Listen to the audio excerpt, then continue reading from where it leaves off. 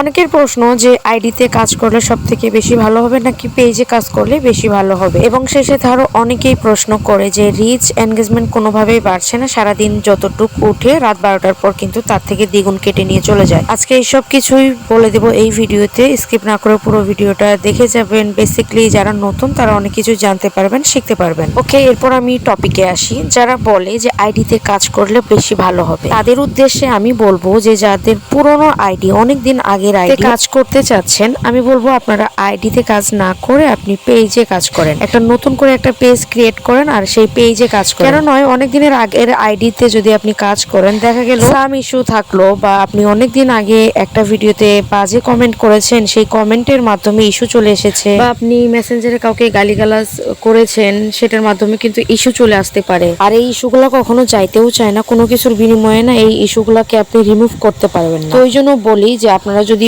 মনে করেন যে আপনারা পেজে কাজ করবেন, মনে ভাবছেন যে কিছু একটা করবেন, তো সেক্ষেত্রেই আমি বলবো যে আপনি একটা পেজ নতুন করে খুলে সুন্দরভাবে কাজ করেন। দেখা গেল যদি কোনোভাবে পেজে ইস্যু আসে, আপনি কিন্তু ওইটা সলভ করতে পারবেন, রিমুভ করতে পারবেন। কিন্তু অনেক দিনের পুরনো আইডিতে যদি আপনার ইস্যু এসে থাকে, কখনো মনিটাইজেশন তো পাবেনই না, উল্টা আপনি হয়রানির শিকার হবেন। আবার অনেকের আইডি যদি ভালো থাকে, সেক্ষেত্রে যদি তারা নতুন করে কাজ করতে চায় অনেক পুরনো আইডিতে, সেক্ষেত্রে কিন্তু তাদের মনিটাইজেশন পাওয়া আশাটা দ্বিগুণ থাকে। সবশেষে ওই একটা কথাই বলবো, আপনারা আইডিতে কাজ না করে পেজে কাজ করেন। যদি আপনার একটা পেজ দাঁড়া করাতে অনেকটাই টাইম লাগে, অনেকটাই শ্রম দিতে হয়, কিন্তু পেজে কাজ করা আমার মতে অনেকটাই ভালো। এরপর 2 নম্বরে যে সমস্যাটা, সেটা হচ্ছে যে রিচ এনগেজমেন্ট। আপনি সারাদিন ভিডিও দেওয়ার পর এবং সেই সাথে অ্যাক্টিভ থাকার পর, অন্যের ভিডিওতে কমেন্ট করার পরেও আপনি সারাদিন যতটুকু এনগেজমেন্ট রিচ তুলেছেন, সেটা কিন্তু রাত 12টার পর কেটে নিয়ে চলে যায়। এটা কেন হয়? আপনার আগের মাসের লাস্ট 28 দিনে আপনার রিচ এনগেজমেন্ট বেশি ছিল, এবং এই মাসের লাস্ট 28 দিন পর আপনার রিচ এনগেজমেন্ট কম ছিল। ওই জন্য আগের মাসে যে বেশি পেয়েছেন, এই মাসে কিন্তু ওটা কেটে নিবে, এবং আগের মাসের তুলনায় যদি আপনি এই মাসে বেশি পান, তাহলে